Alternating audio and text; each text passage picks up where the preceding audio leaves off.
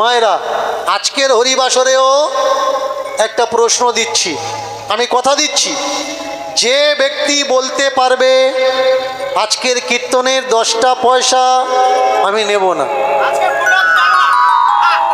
আজকের প্রত্যেকটা পয়সা এরা যা আমাকে দেবে আমি আপনাদের হাতে তুলে দিয়ে চলে যাব। ধর্মগ্রন্থ তো তাকে বলবে যার ভিতরে করুণা, দয়া, দীনতা, দৈন্যতা, ভালোবাসা লুকিয়ে থাকে। বলুন তো মা, কদিন আগে দুর্গা পূজা হয়ে গেল, দুর্গা পূজার আবাহন আর দুর্গা পূজা বিসর্জন পড়ে নেবেন কালিকা পুরাণ, সেখানে স্পষ্ট লেখা হচ্ছে দুর্গা পূজার বিসর্জনের দিন বাজি বাজনা হবে, কাদা হোড় মাখবে, কাদা মাখবে, ফুল আর খই ছড়াতে ছড়াতে যাবে বিসর্জনে। বলুন তো খই কোথায় ছড়ায়? মানুষ বেঁচে থাকলে না মরে গেলে?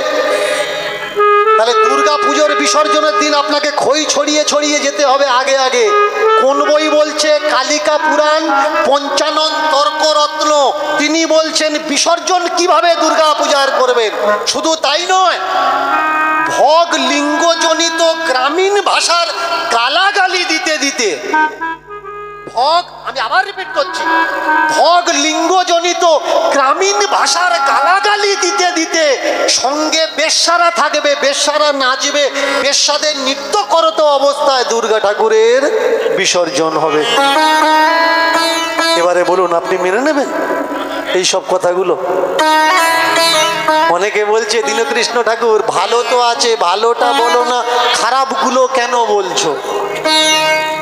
নোংরাগুলো আমি এই জন্যে বলছি যাতে নোংরাটা পরিষ্কার হয়।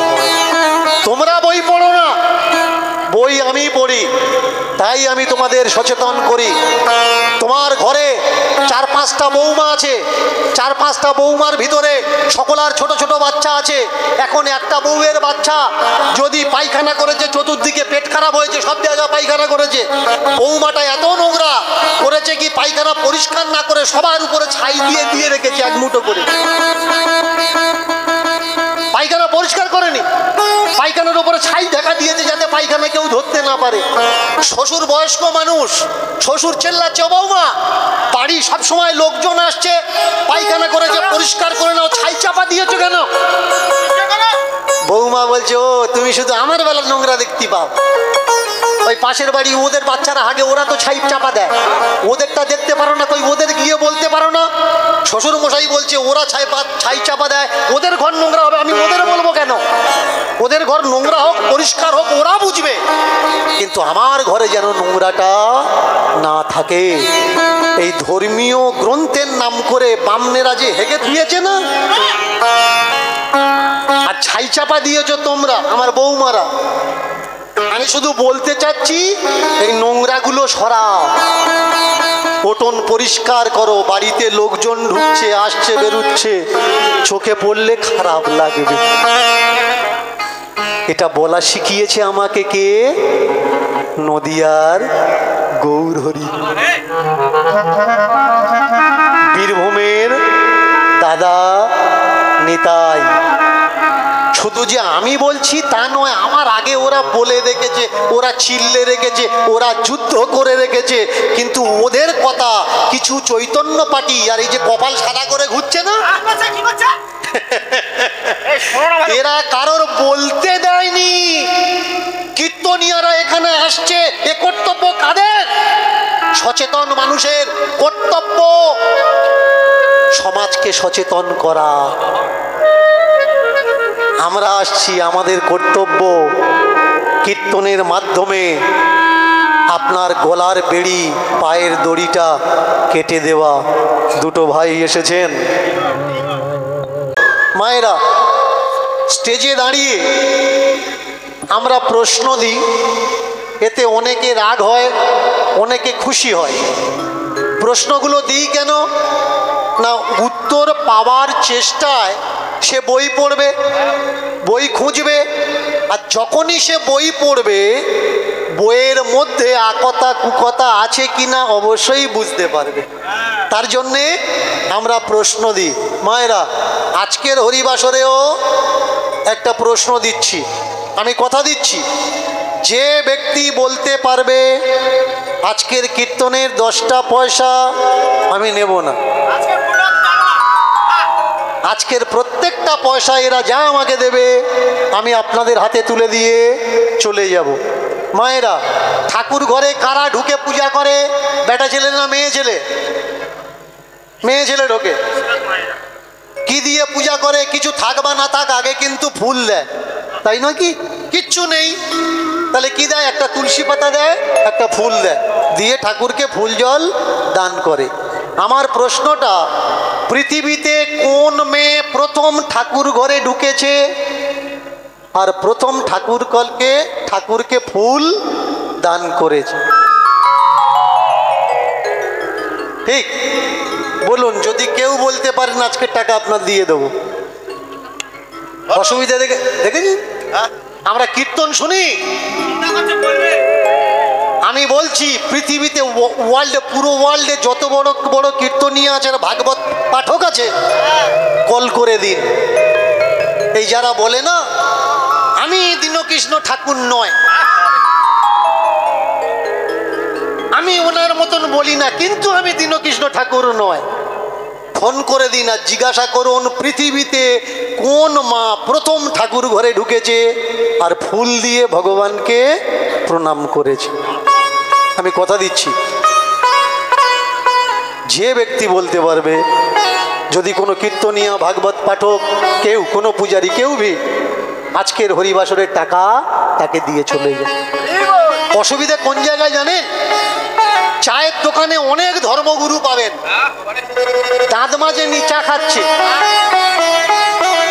উফ, রাম কথা কৃষ্ণ কথার ফুলঝুরি ছুটছে, ওর পেছনে দাঁড়িয়ে থাকলে মনে হবে ওর মতো অত বড় জ্ঞানী আর পৃথিবীতে নেই। কিন্তু একটা শাস্ত্রীয় প্রশ্ন জিজ্ঞাসা করো, উত্তর দেওয়ার মতন ক্ষমতা দেখেছো? মারা বলছে কোড়া কোড়া ধরছে, তা বলবো কি করে? আচ্ছা, একটা সহজ দেখে ধরি, যদি বলতে পারে। গৌরাঙ্গ মহাপ্রভু কোথায় জন্মগ্রহণ করেছে মায়েরা? নদিয়ায়, নবদ্বীপে। নদিয়া কি গ্রামের নাম? নবদ্বীপ কি গ্রামের নাম? নবদ্বীপ নদিয়া কি গ্রামের নাম? গ্রামের নাম নয়। তাহলে যে গ্রামে জন্মগ্রহণ করেছে ওটা একটা জেলা, একটা পরগনা, একটা থানা। যে গ্রামে জন্মগ্রহণ করেছে গ্রামটার নাম কি? বাহ! অথচ আমি চলে যাব, দেখবেন পরে তর্ক হবে, কিচ্ছু জানে, শুধু লাপা। শুনে রাখুন, প্রথমটার উত্তর আপনারা দেবেন, দ্বিতীয়টার উত্তর আমি বলে দিচ্ছি। নদিয়া। প্রথমটা দেবো, দেখেছি? প্রথমটা দেবে, বাপের বাড়ি গিয়ে উনি ধরবে, কেউ জানে কি না। একটু কিছু হলেই তো পোটলা দিয়ে নবদ্বীপ ছুটছো। নবদ্বীপেরটা বলি। রামচন্দ্রপুর গ্রামে গৌরহরি জন্মগ্রহণ করেছেন। গ্রামের নাম কি? রামচন্দ্রপুর। আর এই যে দুই দিকে দুটো কোম্পানি দোকান খুলে রেখেছে না, এখানে জন্মেছে। ও পজিশন খোঁটা খেতে এখানে জন্মেছে। এই যে নিম গাছ দেখছো না, এর গোড়ায় জন্মেছে। নিম গাছের গোড়ায় বাচ্চা হয়। বাচ্চা কোথায় হয়? চার দেয়ালের মাঝখানে। আর যদি চার দেয়ালের মাঝখানে নাও হয়, যাওয়ার মতো যদি পজিশন নাও থাকে, পাড়ার মায়েরা এসে কি করে, অন্তত কাপড়টা ঘিরে দেয়। রাস্তায় যেতে যেতে ভ্যানে যদি ডেলিভারি হয়, কি ভ্যানের উপরেই হয়? আশেপাশে কোনো মা থাকলে দেখবেন কর্তব্য, তার ওড়না তার শাড়ি দিয়ে সে ঘিরে রাখে, এটা মায়ের লজ্জা। আর এইসব গাধারা বলছে এই নিম, ও দাঁড়িয়েছিল তারপরে হয়ে। অসুবিধে কোন জায়গায়? সত্য আপনি বলতে পারবেন না, সত্য বললেই এদের ভয় কোন জায়গায়? এদের দোকানদারিটা মিথ্যের উপরে চলছে। সত্য জানতে পারলে দোকান আর থাকবে না। যে মুড়ি ভাজা প্রত্যেক দিন আপনি খাচ্ছেন সন্ধ্যার সময় খিদে পেয়েছে বলে, যদি আপনি জানতে পারেন যে ওই দোকানের মুড়িটা ইউরিয়ার জল, ভিজানো জল আর শ্যাম্পু দিয়ে ভাজা হয়, আপনি কি কখনো খাবেন? খাবেন না। সত্য নয়, মিথ্যার উপরে দোকানদারি আর সমাজকে করছে ভারী। ভালো করে শুনবেন। ফুল কে দিয়েছে? ঠাকুর ঘরে প্রথম